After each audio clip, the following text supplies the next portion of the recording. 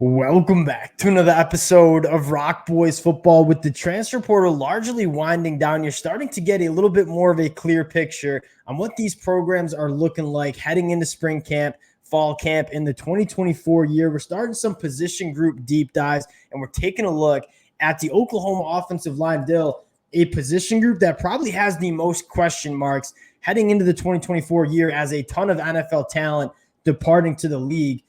This is a group that I'm excited about. We have a lot of new faces to talk about next Thursday. We're doing a deep dive on the Oklahoma defensive line, a unit I'm extremely excited about to dive into. Before we get into it, just wanted to say thank you to you guys and a shout out to the Oklahoma fans, a program that we've consistently talked about in the transfer portal. We've had a blast breaking down these commitments. The amount of support you guys have shown really does mean a lot. If y'all do enjoy the content, consider subscribing to the channel. But more importantly, for these position group deep dives, would love to hear from you guys in the comment section regarding what you think the starting five looks like, some newcomers that we might be sleeping on heading into the 2024 year. We learn a ton from you guys when we do this. It's my favorite part about doing it. So again, let us know in the comment section how you guys are feeling about this Oklahoma offensive line. Dill, going to give you the T-box and just some overall notes that you have from watching back some games in 2023 and some of the newcomers heading into 2024 here.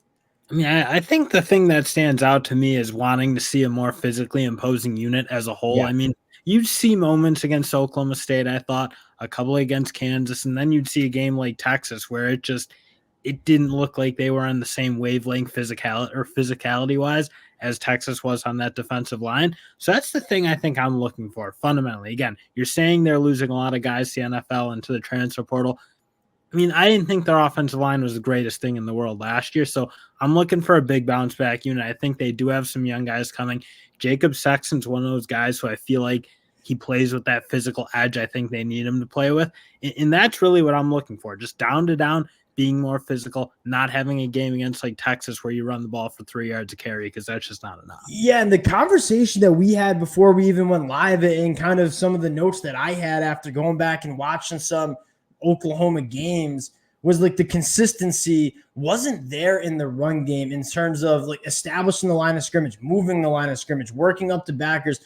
I think Oklahoma, when they started playing those elite defensive lines like a Texas, struggled to win at the point of attack. And I think one of the things that stuck out to me the most was under Jeff Lebby, there were a lot of really stretch zone runs where you're not asking your offensive lineman to get downhill and be physically imposing. It's a lot of the stuff to the boundary. And I think that resulted in kind of a lack of consistency in this run game. You would see a guy like Gavin Sawchuk find a crease in some of those outside zones and hit some gash plays. But all too often, you saw a negative play or a play that went for zero, like setting up a 2nd and 10, 2nd and 11, 2nd and 9. And one of the biggest stories we had about this Oklahoma offense as a whole, it would find some ruts, right? When you play as fast as they do, they would have some 3 and outs that you really can't have when you're trying to win those big games. So one of the things that I want to see before we kind of get into the players that are coming into this unit is I want to see some more down blocks, some more running where you're asking kind of like that gap scheme where you're asking your Oklahoma offensive lineman to get downhill, move bodies off the line of scrimmage, work up to backers. Because when they did that against Oklahoma State, I thought that's where they found their most success running the football. And that to me is why you're going to need a really good work from this unit. Because again, I did think there were moments where they did look physically impressive and when they were moving the ball and kind of getting those like minimum 4 or 5 yards a pop kind of runs. Because when you're running like that and you can throw the ball and play up tempo like that as Oklahoma, I think you can be really dangerous. But I think you're right. When you go negative plays, and again, we can talk whether that's scheme, whether that's running back issues. At the end of the day, that starts and stops with offensive lines. If you're physical and you're not getting moved off the ball, you don't really have a ton of negative plays. And that was, to me, one of the big things. Too much side-to-side movement, not enough vertical movement. I think if they can do that steadily all year, I think that gives their coaches a better opportunity to call more down blocks and play more physical and run more of a power scheme than I think they maybe were comfortable doing last year. I think you'll see that under Seth Littrell. I think like Jeff Lebby, almost to a fault. Jeff Lebby, I think on aggregate, a phenomenal offense coordinator. With Seth Littrell coming in, you're not going to see too much different with this Oklahoma offense. They wanted to keep this offense kind of in place going to 2024, but I do think you might see a little bit more physicality in the run game. Like, we're done running these stretch zones to the boundary. We want to get downhill. We want to ask our offensive linemen to work vertically, get up to linebackers. That's probably what I'm most excited for, because, again, when you're running so much of that stuff, that stretch zone, you had too many negative plays and kind of drive killer plays. Now, Dill, getting into this unit, I want to start with the tackle position. This was the position that Oklahoma wanted to address the most in the transfer portal, right? With Guyton and a guy like Walter Rouse heading to the NFL, you had to replace two really good tackles. And a guy like Jacob Sexton is probably the one I want to start with the most in terms of, and you guys hear me say this term a lot, meat left on the bone. Like, I think you saw some flashes of Jacob Sexton playing really good, even in that Arizona game where there were some ugly reps, but you also see some physically imposing stuff out of Jacob Sexton. If he can kind of get right going into year 3, put it all together, I mean, I think you have a really, really good left tackle in Jacob Sexton if he does take those steps this offseason. I mean, all he's got to do is just be better in the pass pro and just like have more of a, again, just like a consistent technique. I felt like he was taking different sort of steps every time. Like those sort of like just a sloppy footwork in general. So again, Coach B and him get to work and he cleans that part up. Again, I think you're looking at a really good tackle because in the end of the day, though, his run game blocking was good. That's like the type of guy I think you want for Oklahoma. You like supremely physical, really nasty, moves guys around, moves them vertically. Those kind of things I think you were missing at times from Oklahoma last year. That's what I thought I noticed from him in the biggest way. And then you look at the right tackle, and I think Coach Brent Venables did a really good job in the portal here. Like, we need some reliable tackles to come in. You bring in Spencer Brown. You bring in Michael Tarkin, two guys that have a ton of Power 5 experience. I want to start with Michael Tarquin, I should say. A guy that when he transferred from Florida to USC, someone I was extremely excited about. You saw some really good reps from him during his time at the Florida Gators. Goes to USC and quite frankly just takes a dive. Like, was not the guy that I think Lincoln Riley thought he'd be. Certainly wasn't the guy I thought he'd be heading to USC. My question is, I mean, coming to Norman, can you get the Michael Tarquin that we saw flashes from at the Florida Gators? And if you do, you might have a phenomenal right tackle. And then Dill, Spencer Brown, a guy that we know plenty well from the Big Ten.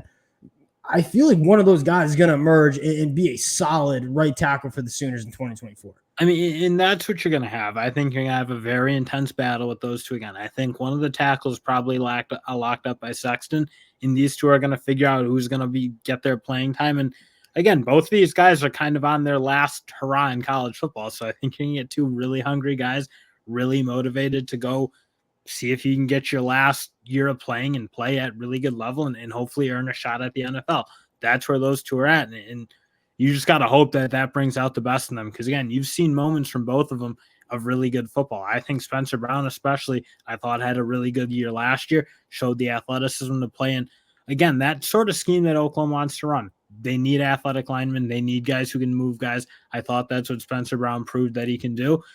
And for Tarquin, it will be about getting back to that Florida form. And at the very least, you have two right tackles that have played a lot of football at the Power 5 level. Like, one of those guys you feel good about emerging as being a really quality right tackle. And I wonder if the loser of that position battle, if you will, maybe kicks in the guard. That's a nice segue to talk about the interior offensive lineman. And I'm going to take a moment to bang the table for my guy, Troy Everett. I think he's a dude. I think he's going to come in and be a very, very good center for the Oklahoma Sooners. I thought he played phenomenal against Arizona. What I'm looking for, phenomenal in pass pro. Great feet, great technique, 211 pass pro opportunities, only gave up 5 pressures, was nails at that center spot and pass protection. What I'm looking for, and I'm not saying he's a bad run blocker by any means, because I think he was one of the better Oklahoma offensive linemen last year, quite frankly. If he gets up to 300 pounds, 305 pounds, he was playing 6'3", 290 last year. That's what he was listed at, certainly looked at, right? He doesn't look like the biggest guy out there. If he can put on a little bit more mass, a little bit more strength heading into 2024, a guy that's going into his second year at the Power 5 level, I mean, a lot of teams looking for reliable centers. I think the Oklahoma Sooners have one here with Troy Everett. Yeah, and getting your second year in one of those like more premier programs, premier strength and conditioning, yes, nutrition, all those things you kind of, again, don't really have at those group of 5 levels just because of how different the resources are at the respective schools. Again, if all you got to ask them to do is put the weight on, I don't think that should be a problem. And I'm kind of with you. I thought when he was in, he set the tone a lot better from the middle spot in terms of moving guys, and especially against Arizona. I thought he looked awesome in that game. And that's the type of center play I think they needed. And frankly, interior play maybe in general that I don't think they got all year. I don't think that's a really good point. And as experienced as some of those guys were on the inside, obviously at Caden Green was a true freshman, but McCade and Ram, I don't know if it was elite play. And so I'm kind of excited to get some new blood on that interior. Now that works to our guard conversation where you have a guy in Fabici Nwewu coming over from North Texas, who I think a lot of Oklahoma fans are excited about. And you talk about road grading, you talk about getting downhill, reestablishing the line of scrimmage. I think that's what he can do. And then at the other guard spot, and I think you're going to see a couple different options. One, you have a guy like Jake Taylor who kind of just interested to see where he comes and slots in. I think you have a guy in Josh Bates who you feel good about. I think Spencer Brown or Michael Tarkin, whoever loses that battle, could very well kick to the inside. And then, Dill, I'm going to bang the table for my guy, the guy that I'm a huge fan of coming in this 2024 class, Eugene Brooks, true freshman. We saw Caden Green have a lot of success as a true freshman last year. If you were asking me what true freshman is going to potentially have some playing time and play a role on this Oklahoma offensive line heading into 2024, it'd probably be my guy, Eugene Brooks, on the inside.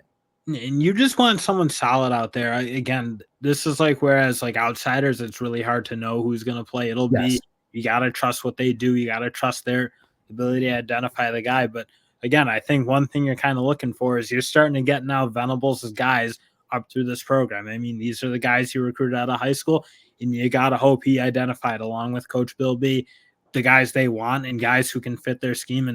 And again, knowing anything we know about what Brent Venables, I think, wants to see, I think he wants physical, hard-nosed offensive linemen. I'm not sure that's what they had for the past couple of years, frankly. I mean, it's time for the guys he recruited to go kind of earn your keep and show what you can do, because I just think they need a reset culturally a little bit. Yeah, and I'm a fan of one. I think if you're having one spot to be like up in the air, I think it's good to be a guard spot. Like, I think you have three really good tackles and a guy like Jacob Sexton on the last, Spencer Brown and Tarquin. I like Fabici. I really like Troy Everett. And then you're kind of figuring out who's going to slot in at that last guard spot. Would love to hear from the Oklahoma fans in the comment section who you think it's going to be. It could be a true freshman. Could be a guy like Josh Bates. Dill, I'd even shout out a guy like Eddie Pierre-Louis. I mean, a guy that you talk about physically ready to play at the college football level. Him and Eugene Brooks both going over 315 pounds, built like absolute houses. I mean, there's not a lot of development. And then a guy like Daniel Akinkumi, there's probably a little bit more development and polishing up you need to see him have if he's going to play at tackle. I think you have some young bucks that you're excited for. I think they did a really nice job grabbing some veteran guys from the transfer portal to kind of supplement the youth on this Oklahoma offensive line. And this is a group that I wouldn't be surprised. If the youth is going to play, they're going to have to earn it. Again, yes. I think that's a huge thing. I think too many times you see those teams, like, they're starting to get young guys by default. And when you do that, I think it changes kind of what they need to do to earn that spot and how competitive they need to be. And I think sometimes that shows on the field. If one of these young guys are going to play, and frankly, I wouldn't mind seeing it. If Jake Taylor goes and earns a spot, I think you're really happy about that, because, like, at the end of the day, he probably gives you as high of a ceiling as anyone at that other tackle spot next to Sexton. And if he wins it, all the better, because I think you feel really good about where he probably's at. And I think that was what Brent Venables' goal was in this portal. Is, all right, let's go get some high floor guys who we know we're getting. And if some of these young cats can kind of win jobs, you feel good about what they can do. I think you made a great point. So many programs rely on true freshmen to play early because they don't have anybody else. They just don't have the depth. I think Oklahoma did a nice job adding some veteran depth to this unit. And I, quite frankly, wouldn't be surprised if they continue to look. Obviously, they're kicking the tires on a guy like Lance Hurd. We'll see what happens. You talk about Lance Hurd, we might need to run this one back and talk about Lance Hurd joining this unit. But even in the spring cycle, I wouldn't be surprised if Oklahoma looks to grab one more veteran piece for this offensive line, a unit that is probably going to be the unit we have to cover the most, because you look around this Oklahoma depth chart outside the offensive line, I'm telling you, like, a lot of boxes checked. This is a very good team. If they can get this offensive line right, blocking up for Jackson Arnold, giving him a good run game, this offense is going to be fun to watch in 2024. Would love to hear from you guys in the comment section. Those are some of our takes on what we saw, some new faces coming in. Appreciate you guys rocking with the boys again. If y'all do enjoy the content, consider subscribing to the channel. Appreciate you guys, and we'll talk to y'all later.